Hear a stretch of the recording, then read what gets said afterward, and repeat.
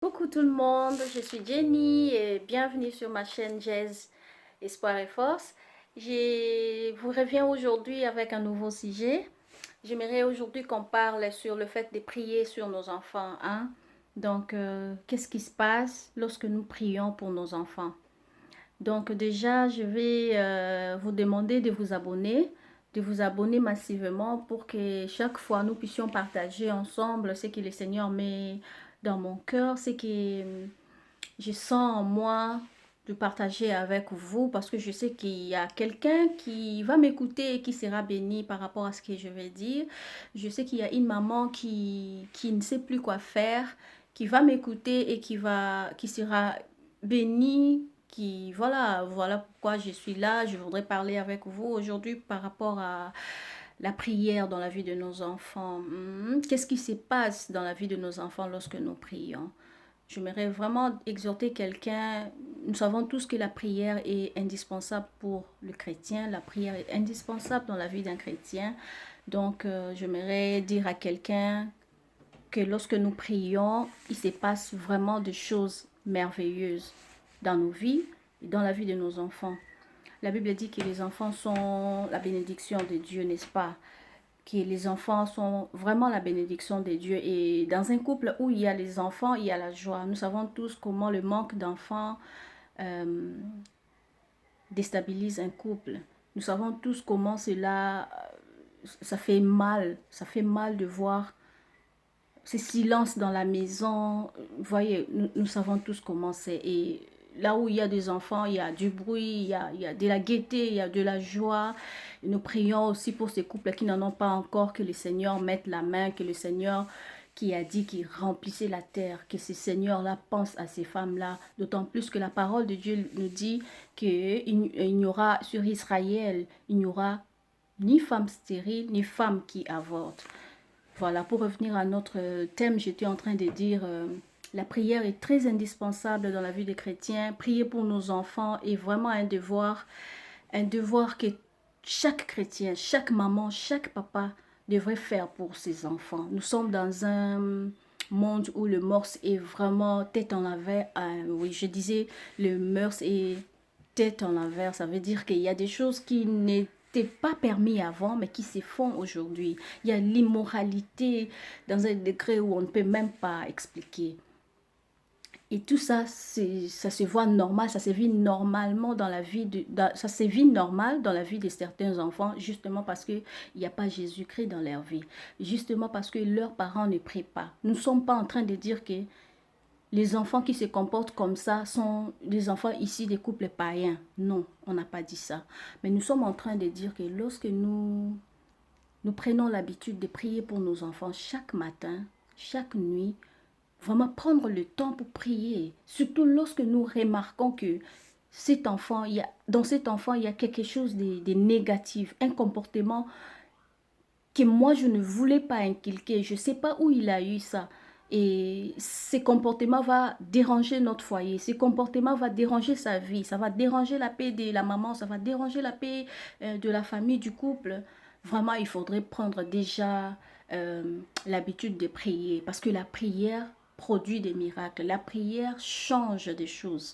Il y a des cas difficiles, des cas vraiment très difficiles qui ont été résolus par la prière. Vous voyez, il y a des enfants qui fuguent la maison, il y a des enfants qui prennent du chanvre, il y a des enfants qui suivent hein, le mouvement des autres, mais toutes ces histoires-là peuvent être vaincues par la prière. Parce que Jésus-Christ est celui qui est venu vaincre le monde. Jésus-Christ est celui qui peut changer la vie de nos enfants. Qu'est-ce que nous pouvons faire? Nous pouvons, lorsque nous nous réveillons, recommander la vie de nos enfants entre les mains. Recommander la journée de nos enfants entre les mains du Seigneur. Hein? Nos enfants vont être à l'école, là où nous ne sommes pas là pour contrôler. Ils vont rester entre les mains des étrangers, vous voyez.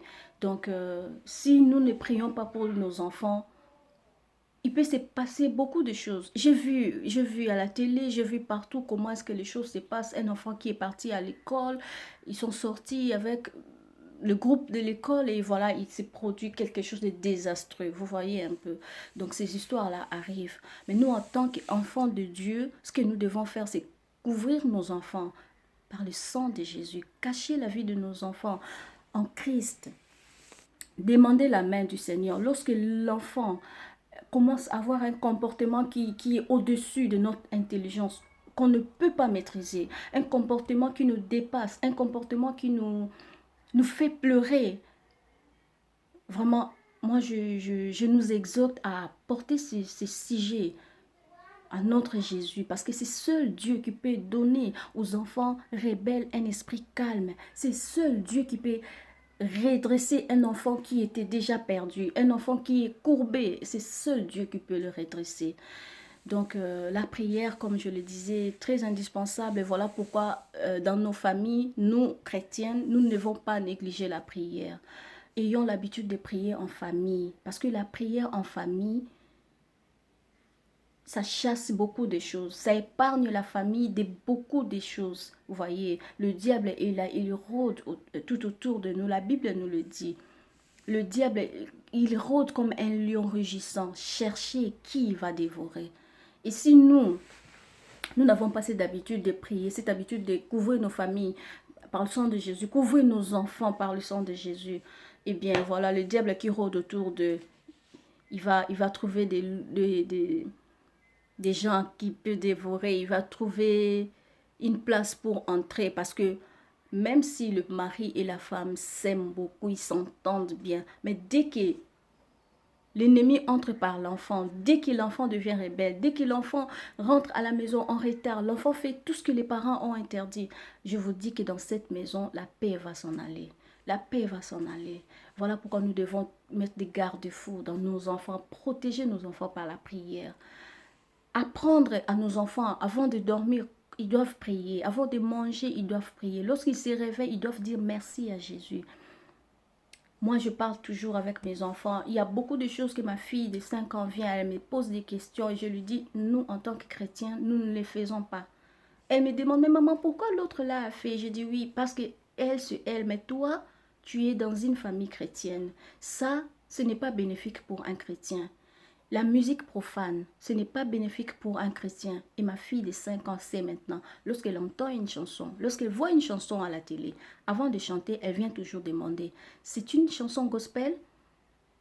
Si je lui dis que oui, c'est une chanson chrétienne, elle va danser, elle va chanter. Mais si je lui dis non, c'est pas une chanson chrétienne, même si cette chanson était comment, ma fille ne va ni danser ni chanter. Elle a compris que je suis chrétien. Donc moi, je pense que nous, les parents, nous devons apprendre à nos enfants. Nous devons apprendre à nos enfants leur identité. Nos enfants doivent s'identifier. Lorsqu'ils sont au milieu d'autres enfants, ils doivent savoir que moi, je ne peux pas faire ça parce que moi, je suis moi.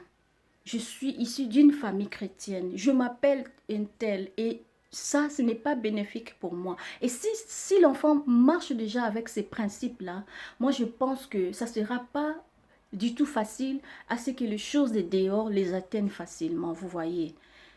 La prière est indispensable. Mettons des principes, inculquons des valeurs positives dans la vie de nos enfants. Inculquons la base. La base, c'est la parole de Dieu. La base, c'est la prière. Lorsque un enfant sait que moi, je suis chrétien, ma mère, mon père m'ont appris qu'en tant qu'enfant de Dieu, je ne peux pas fumer, je ne peux pas danser, je ne peux pas avoir un comportement léger, je ne peux pas me comparer à n'importe qui parce que moi, je suis un enfant, je suis une chrétienne, je suis issue des parents chrétiens, ma famille est chrétienne. Cet enfant-là ne va pas aller de gauche à droite parce qu'elle sait, elle a une base, ses racines sont fondées. Mais lorsqu'il y a de laisser aller, vous laissez l'enfant, vous partez dans des fêtes, il y a des dépravations de mœurs à haut niveau. Regardez les danses d'aujourd'hui. Un enfant de 3 ans qui sait déjà danser avec sa hanche, un enfant qui sait déjà bouger ses postérieurs, je sais comment. Mais attendez, cet enfant-là, qu'est-ce que vous attendez lorsqu'il va grandir? Vous voyez un peu. Donc moi, je pense que les parents, nous devons inculquer à nos enfants. Je répète ça plusieurs fois. Je voudrais vraiment que quelqu'un comprenne cela. Parce que je fais un constat. Je fais un constat, il y a vraiment un laisser-aller. Hein? C'est pas tout le monde, mais il y a aussi vraiment un laisser-aller. Les enfants, lorsqu'ils sont petits, on ne les sert pas trop, on les laisse danser comme ils veulent, on les laisse s'habiller comme ils veulent. Et on se rend compte en retard lorsque l'enfant a déjà pris ses racines dans ça, il a pris goût à ça.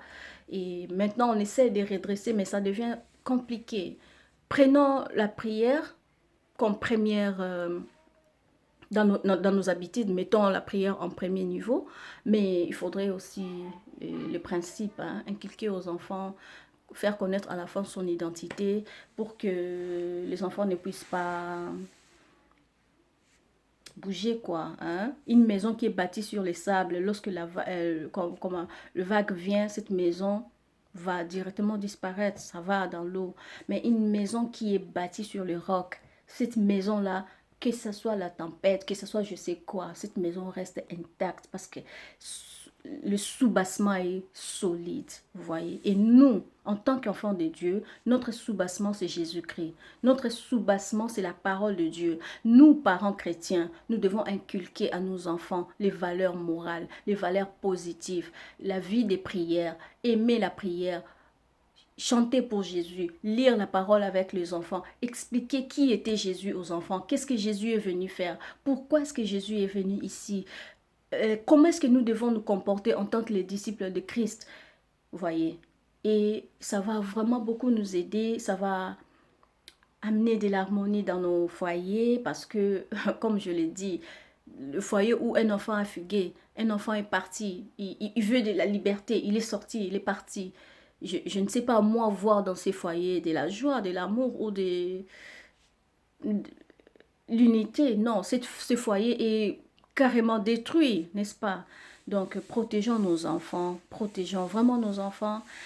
Aujourd'hui, je m'arrête ici. Je vous dis déjà merci de m'avoir suivi et n'oubliez pas de vous abonner sur ma chaîne et surtout commentez. Faites-moi connaître vos pensées. Hein. Suggérez-moi de thèmes, ce que vous voulez qu'on partage ensemble. Je suis là, nous allons partager, nous allons en parler. Nous voulons tous combattre le valeur de dépravation de mœurs. Nous voulons combattre cela parce que nous voulons vraiment un monde meilleur pour nous-mêmes, mais aussi pour nos enfants. Parce que c'est nos enfants qui vont former la génération future. Nous partirons, nos enfants vont rester. Et si nos enfants ne sont pas bien dressés, ne sont pas bien formés, que deviendra ce monde dans les années à venir? Donc voilà, nous devons vraiment travailler tous là-dessus et merci beaucoup de m'avoir suivi et à la prochaine. Ciao, bye bye.